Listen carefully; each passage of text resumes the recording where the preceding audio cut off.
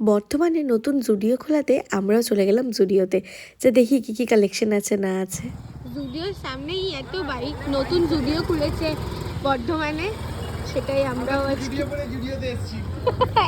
আমরা দুজনে এমনিতে জুডিওই পরেছি, তাই জন্য জুডিওতে এসেছি।